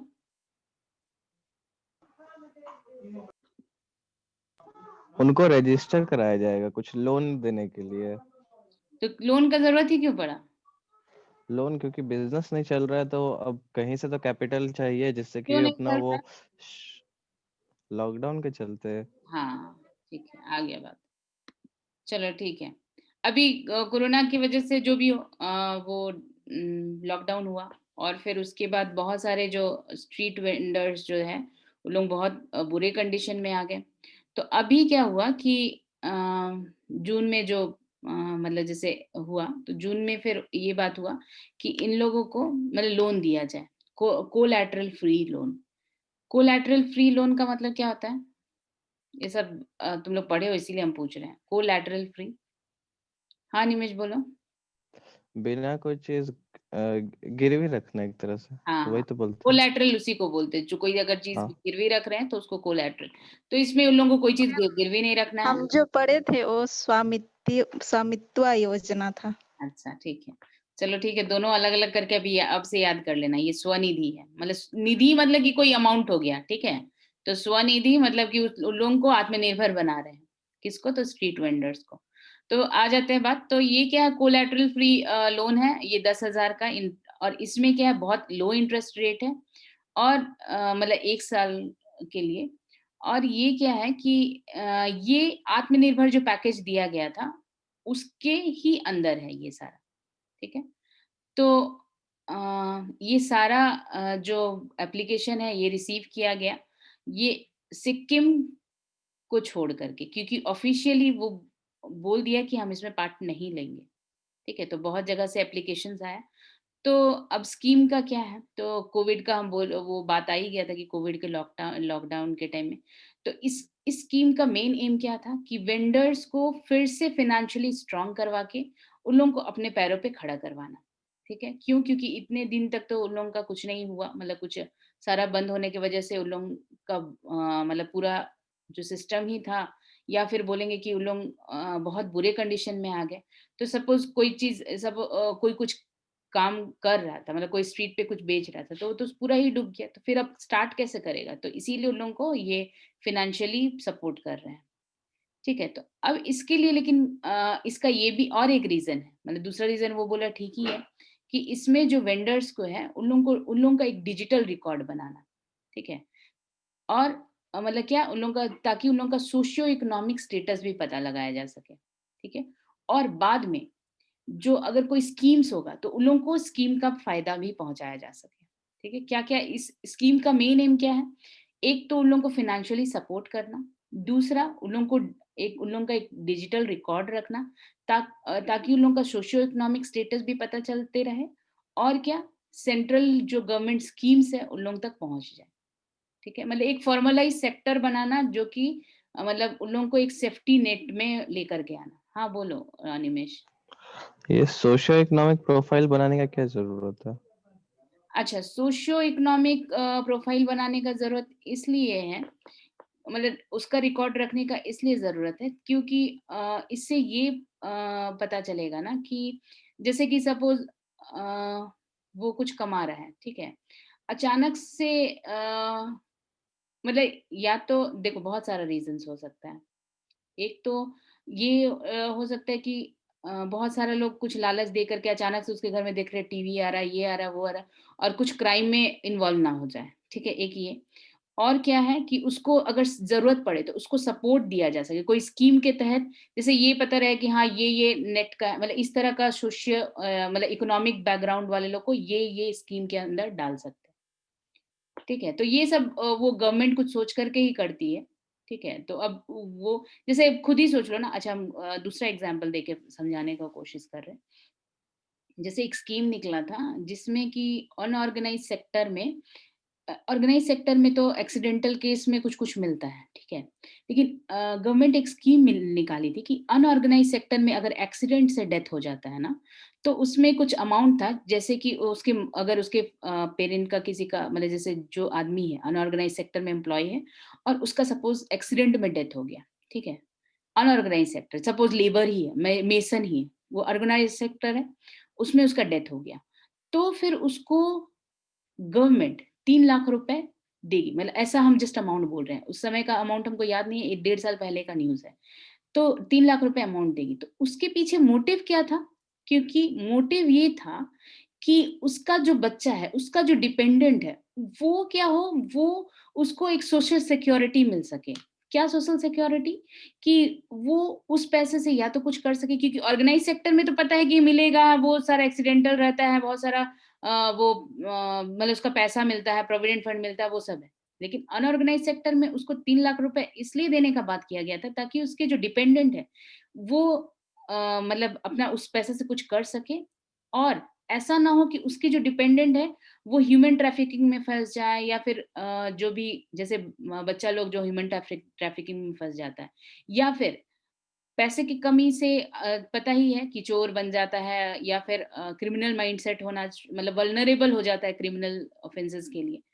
तो फिर इस तरह का ये ज़िम्मेदारी किसका है? सरकार का, कि सोशल सिक्योरिटी के लिए इस तरह का कदम उठाए। तो हो सकता है कि ये भी एक सोशियो इकोनॉमिक स्टेटस देने का मतलब उसका रिकॉर्ड रखने का मुद्दा भी ये होगा कि इनके बच्चों के लिए कुछ या फिर इनके डिपेंडेंट जो भी रहे होंगे, उनको कुछ बाद में स्कीम में कुछ ऐसा स्कीम ला सके उन लोगों के लिए।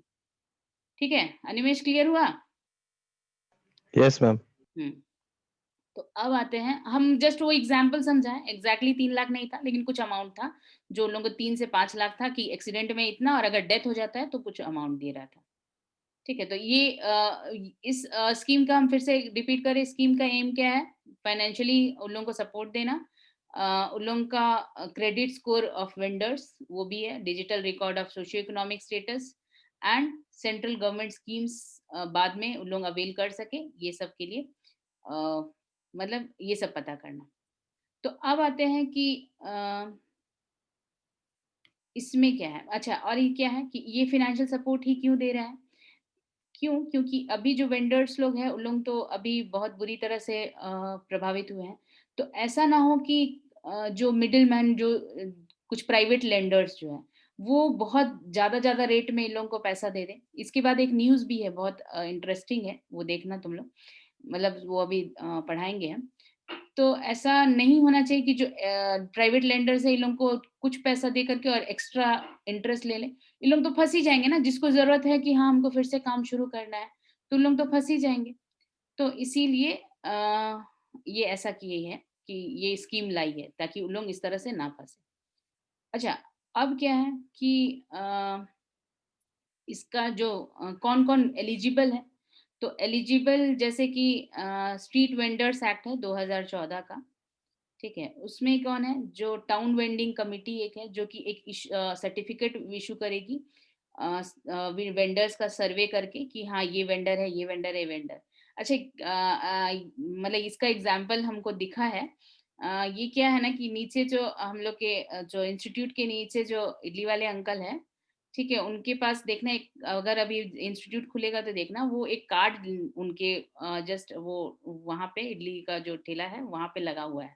और उसमें उनका फ़ोटो है, आधार कार्ड का नंबर है और एक मतलब सर्टिफ़िकेट टाइप का लटका के वो रखे हैं। वही है वेंडर सर्टिफ़िकेट, ठीक है? तो वो मतलब हमको दिख गया, तो ये न्यूज़ आया तो हमको याद आया, अच्छा हम वो सर्टिफ़िकेट वहाँ पे देखे हैं। तो वो क्या है ना कि वो क्या है कि अब क्या है, ये सर्वे करेगी और जो वेंडर्स है उन लोगों को सर्टिफ़िकेट मिलेगा कि हाँ, ये वेंडर है।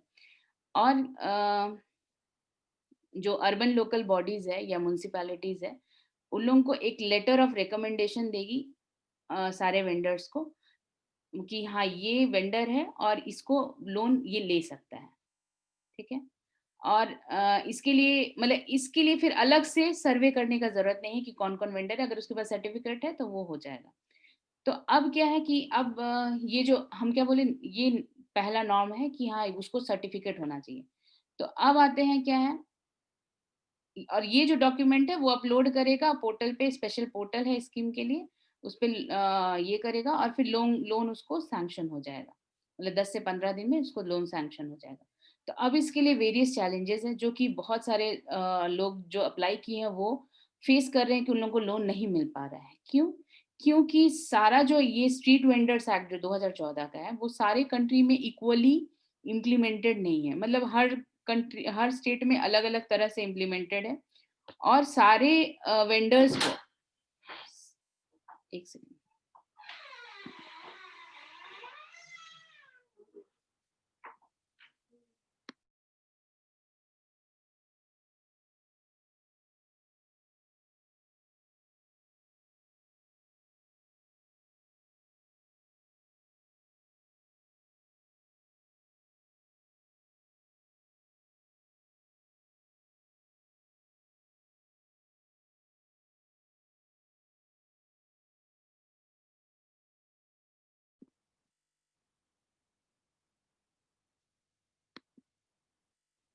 अच्छा आते हैं, तो क्या है,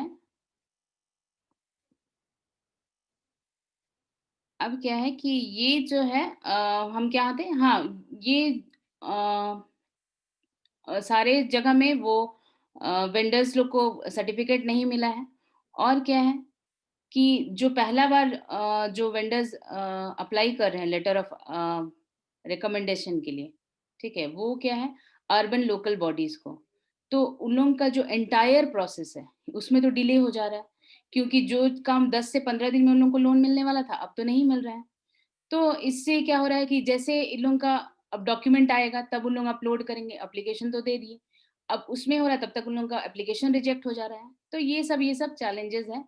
फिर उसके बाद और क्या है कि बहुत सारे जो वेंडर, इसमें आधार कार्ड मैंडेटरी है, तो मतलब आधार कार्ड होना ही चाहिए और वो फ़ोन से लिंक होना चाहिए। बहुत सारे वेंडर्स ऐसे हैं जिनका मोबाइल जो है आधार से लिंक नहीं है, तो इसीलिए उन लोगों को मैसेजेस और वो सब नहीं आएगा। तो ये सारा चैलेंजेस हैं। अब क्या है कि जो लेटर ऑफ रिकमेंडेशन, ठीक है, वो अर्बन लोकल बॉडीज से एक बार जो इशू हो गया, ठीक है, वो क्या है कि जो सर्टिफिकेट हो गया, तो अब ये कौन, अच्छा और एक बात, ये जो अर्बन लोकल बॉडीज है यही सर्टिफिकेट देगी, ठीक है, और क्या है कि ये स्टेट सब्जेक्ट के अंदर आता है, ठीक है। तो ये डायरेक्टली जो बोलते हैं कि डायरेक्टली लोन जो ले रही है और ये सर्टिफिकेट सपोज नहीं है, तो ये इसमें कुछ कर भी नहीं सकती, सेंट्रल गवर्नमेंट कुछ नहीं कर सकती है, क्योंकि ये अर्बन लोकल बॉडीज से ही मिलेगा ये सर्टिफिकेट। तो ये सब मिल करके मतलब ये सारा चैलेंजेस है। तो ये फिर आया हुआ है कि मेट्रोपॉलिटन सिटीज में ये जो कैसे-कैसे काम हो रहा है, तो ये सब दिया हुआ है कि बहुत सारे जगह में तो है और मतलब काम शुरू भी हो गया है और बहुत सारे लोगों को एप्लीकेशन एक्सेप्ट भी हो गया है और बहुत लोगों को मिल भी गया, मतलब मिल भी रहा है, ठीक है, लोन। तो उसका ये यहाँ तक न्यूज़ है। ये तुम लोग पढ़ना, ये भी अच्छा न्यूज़ है। अब आगे आते हैं, एक है अभया केस। तो अभया केस ये बहुत अजीब-सा केस है। इसको तुम लोग को ही पढ़ना है, खाली हम story just as a crux बता दे रहे हैं। ये केस में क्या हुआ था, एक नन थी, ठीक है? 21 ईयर ओल्ड होगी नन, जो अभया जिसको बोल रहे हैं। उसका मर्डर हो गया था, वो जब कॉन्वेंट केरल का कॉन्वेंट में पढ़ती थी, वो 1992 में उसका मर्डर हो गया।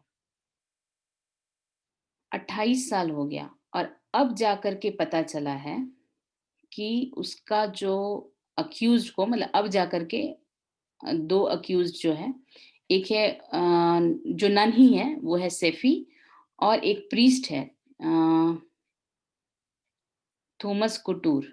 उन लोगों को अभी सज़ा सुनाया गया है। तो ये मर्डर केस था, लेकिन इसको इतना 28 साल लग गया। इस बीच में तो मतलब इसके जो पेरेंट्स थे, उन लोगों का भी डेथ हो चुका है। हुआ क्या था कि ये जो अभया है, ये पढ़ती थी कॉन्वेंट में। तो ये इसका जब डेड बॉडी मिला, हम बताएँगे मर्डर कैसे हुआ, लेकिन जब डेड बॉडी मिला, तो फिर उसके बाद जो लोअर कोर्ट है, मतलब सब शुरू हुआ कि जाँच शुरू हुआ, सीबीआई भी जाँच हुआ। लेकिन सब कोई जैसे जो लोग वहाँ पे कुछ-कुछ जो उसके फ्रेंड्स थे और फिर बाकी लोग जो थे, और जो वहाँ कैथोलिक जो भी चर्च के जो भी प्रीस्ट और बाकी लोग जो होंगे, उन लोग ये बोले ना कि ये डिप्रेशन में थी इसीलिए सुसाइड कर ली कूद करके। सीबीआई भी इसी तरह का कंक्लूजन में ये की और फिर बोली कि ये केस को क्लोज़ करते हैं। ठीक है? अब आते हैं कि अब क्या हुआ कि इस तरह का ये तो हो गया। जज, लेकिन एक बात याद रखना, मतलब ये मतलब अच्छा बात है कि जो जज था लोअर कोर्ट का, वो इस तरह ये जो इन्वेस्टिगेशन हुआ, इसका जो बोला कि हाँ क्लोजर हो जाना चाहिए, तो ये बोले नहीं ठीक है, अगर वो सुसाइड भी है, लेकिन ये हम इस जितना जो मिला है मेरे को एविडेंस, इससे हम सहमत नहीं है, मतलब सैटिस्फाइड नहीं है, इसका और अच्छे से जांच होना चाहिए। तो इसमें मतलब मिला एक जो एक आदमी था राजू करके जिसका नाम था, वो मिला, उसका जो आई विटनेस था, वो मानना पड़ेगा कि वो अपना जो बात से वो मुकरा नहीं, वो मतलब बोला उस समय, उस दिन वो रात में वहाँ पे था, वो मतलब जानता था कि हाँ मर्डर हुआ था, वो बार-बार अपना स्टेटमेंट देता रहा, बहुत लोग का प्रेशर आया, बहुत वहाँ पे जो इवन जो चर्च के लोग जिनको मतलब जैसे जो पोप लोग हैं, उन लोग भी देखा जाए तो अ, उसका मतलब जैसे जो जिसका डेथ हुआ अभया, अभया का फेवर नहीं करके जो प्रीस्ट लोग हैं और जो हाई हैंडेड जो है उन लोगों का ही फेवर किए। लेकिन कुछ लोग जो सेल्फलेस पीपल जो कुछ लोग थे वो उन लोग ही इसको न्याय दिलवाए और फिर एट लास्ट जो एक प्रीस्ट था और उसकी जो दोस्त, मतलब एक दोस्त थी उसका, वो लोग पकड़े गए और उन लोग एक्चुअली उसका मर्डर किए थे। तो हुआ क्या था, वो जो सेफी नाम बोले ना, सेफी और 2 प्रीस्ट, वो क्या था कि रात का टाइम था, दूसरे दिन जैसे जो स्टोरी आया सामने कि दूसरे दिन एग्जाम था, वो सेफी और 2 दूसरे उसका जो अफेयर था 2 प्रीस्ट के साथ था।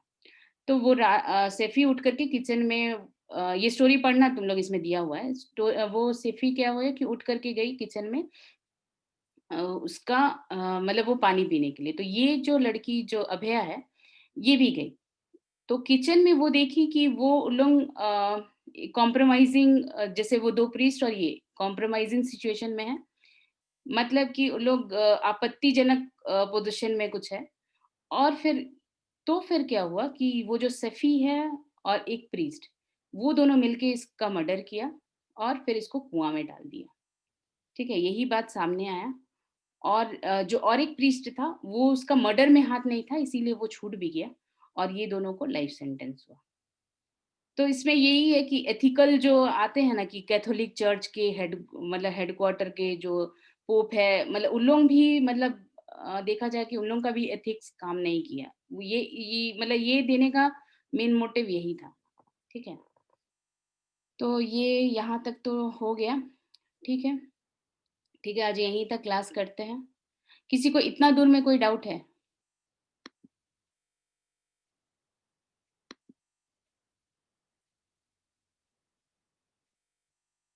किसी को डाउट नहीं है?